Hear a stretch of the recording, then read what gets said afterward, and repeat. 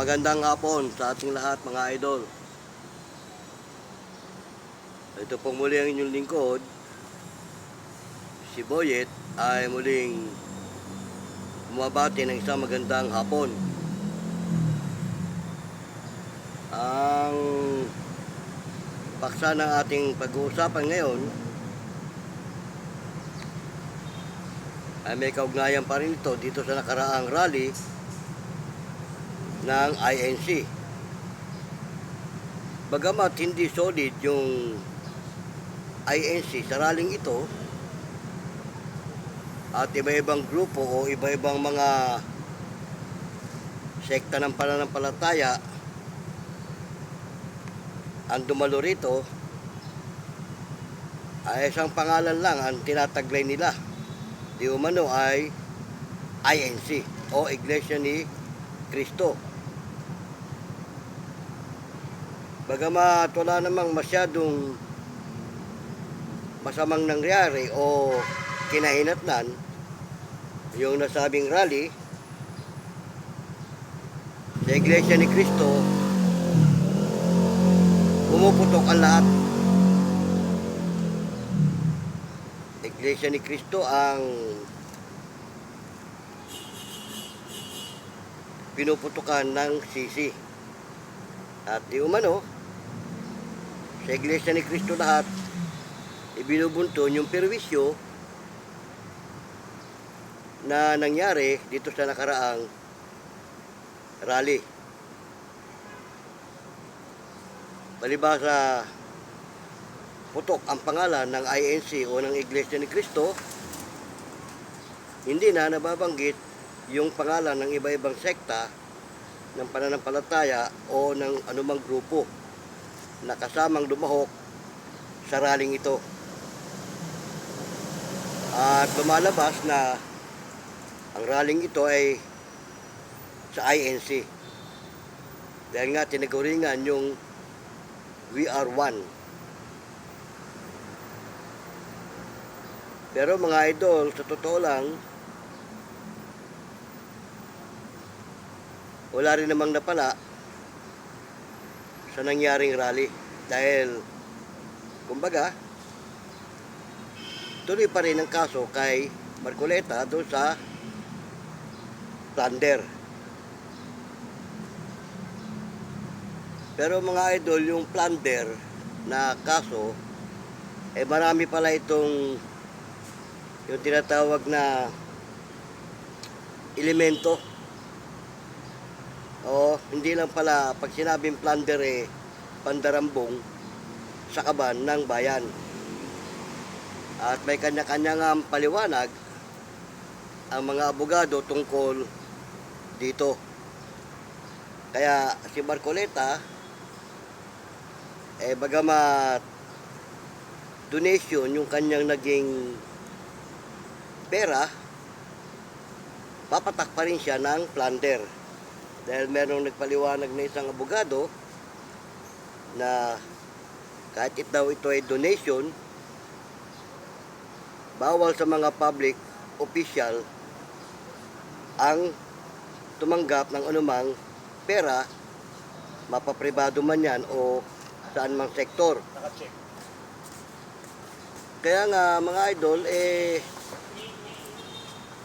kahit anong gawing sistema ng wala kasi si Lawrence pagrarally, walang saysay. Kasi yung plunder na ikinakaso kay Marcoleta marami palang elemento, hindi lang isang klase ang kahulugan ng plunder. Pero sa alam ng marami, pag sinabing plunder, kaban ng bayan ang dinambong. Pandarambong kasi ang salitang plunder. Ngayon, kapag ikaw pala ay nasa public official ng pamahalaan, hindi ka pwedeng tumanggap ng anumang donation na manggagaling sa mga pribadong sektor o kung kanino pa man. Lalabas yan na dinambong mo yung pera ng tao. Hindi man to kaban ng bayan, hindi man pera ng bayan tong pinangahawakan mo, lalabas pa rin na dinambong mo yung pera ng taong nag-donate sa'yo. Yan ang batas natin mga idol na hindi natin maintindihan kung paano. Samantala kung lilinawin natin yung salitang plunder at kung bibigyan natin ng tamang kaulugan, pandarambong yan eh. Ngayon, saan ba tumutukoy yung salitang pandarambong? May punto de vista rin yung mga ibang abogado na nagpaliwanag dyan dahil nga naman kahit yan eh pera ng sibilyan o ng pribadong tao, pwede rin ipatak ng pandarambong. Pwede rin lumabas na dinambong mo yung pera ng tao. Pero ang tanong, kung kusang loob na ibinigay sa'yo, paano mangyayaring dinambong mo yung pera? Pag sinabing pandarambong, pwersahan yun. Di ba? Dinambong mo. Inagaw, pwedeng inagaw o kinamkam. Yan ang dambong.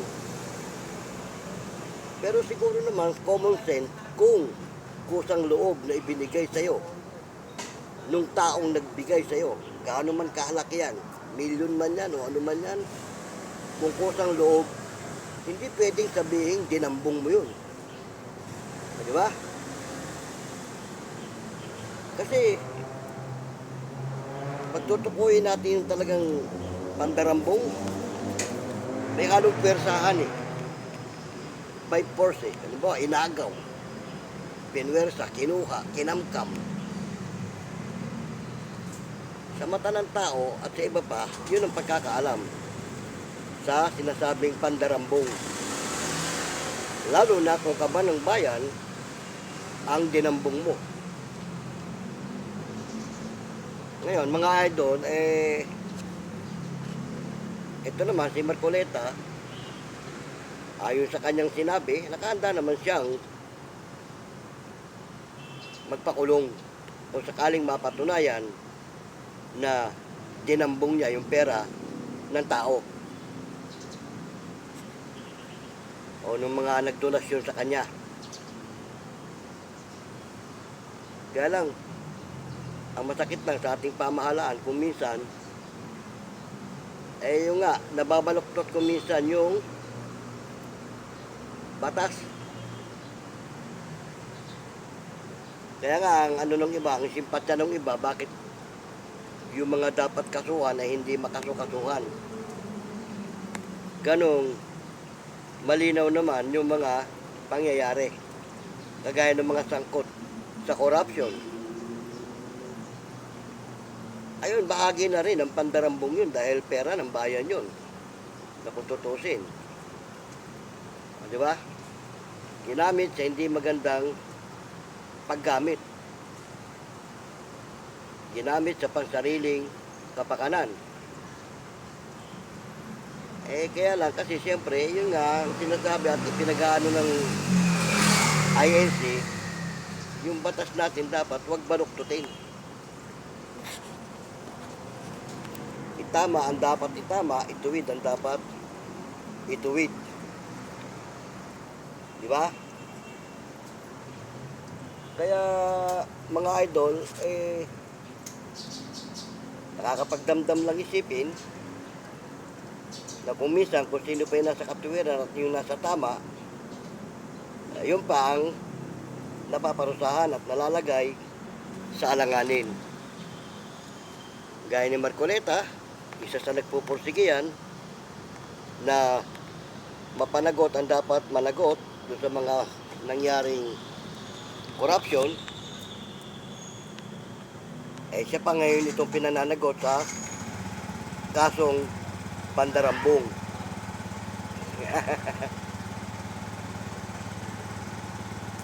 Kaya ngayon ang ating pamahalaan nalalagay din sa alanganin dahil kasi nga lumalabas ng ating pamahalaan ay wala sa tamang sistema. At Sa totoo lang, ang nakakaawa dyan, na ang bagsak lahat ng sisi sa ating Pangulo. Oo, kasi siyempre, siya ang Pangulo eh. Lahat ng kapalpakan ng kanyang tao, sa kanya puputok. Kaya dapat ang ating Pangulo, mag-isip-isip na rin tungkol dun to sa kanyang mga nasasakupan, siyasatin na rin niya kung sino ba ito gumagawa ng tama at kung sino ang gumagawa ng kapalpakan para hindi babagsak sa kanya ang sisi ng taong bayan. Di ba tama? Nakakaawa ang ating Pangulo dahil kasi siya naman ay nagsisikap kung paano niya mailalagay sa ayos at mapapaganda ang ating bansa. Yung kanya namang mga galamay na walang iniintindi kundi ang pansarili lang din. Yung iba naman hindi naman natin nila lahat, pero yung iba, abusado sa kapangyarihan at sa kanilang mga tungkulin.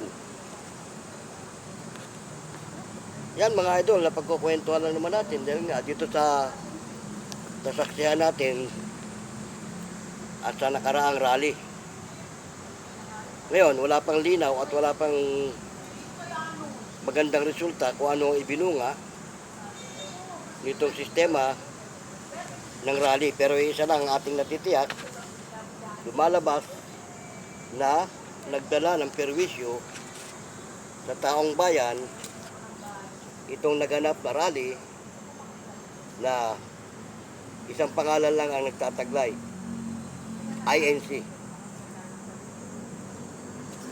Kaya yan mga idol salamat na marami at sa maikli sandali nitong ating kwentuhan, sinamahan nyo ako. Napagkwentuhan lang naman natin yan, tinalakay natin dahil nga yung palang pandarambong, yan ang nililinaw natin Marami palang kahulugan yan.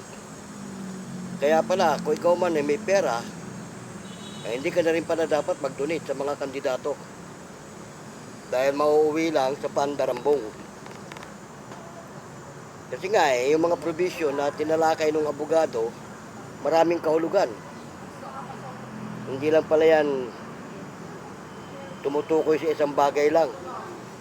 At ikaw na mismo nag-donate, baka masangkot ka sa kaso. Yun ang nakakatakot mga idol. Kaya sana itong sistemang nangyaring ito maging aral na rin to, maging aral na rin doon sa mga iba natin mga kandidato, politiko, na huwag na silang basta-basta tatanggap ng anumang mga dinudonate ng kanilang mga kaibigan o kakilala, negosyante man yan o ano yan.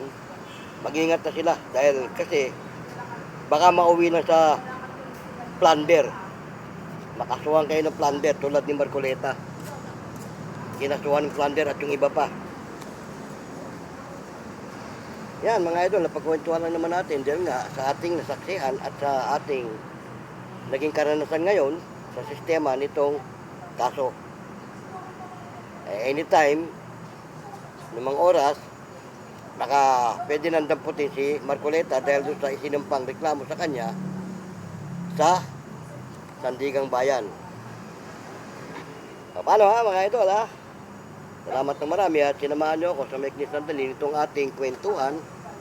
Pero bago tayo maghiwa-hiwalay, hayaan mo nang patiin ko kayo ng isang magandang hapon. Saan man kayong panig ng ating bansa naroon mga idol, nawa ay nasa mabuti kayong kalagayan. Ito pong muli ang inyong lingkod, si Boyet, ay pansamantalang nagpapaalam. Hanggang sa muli mga idol, paalam!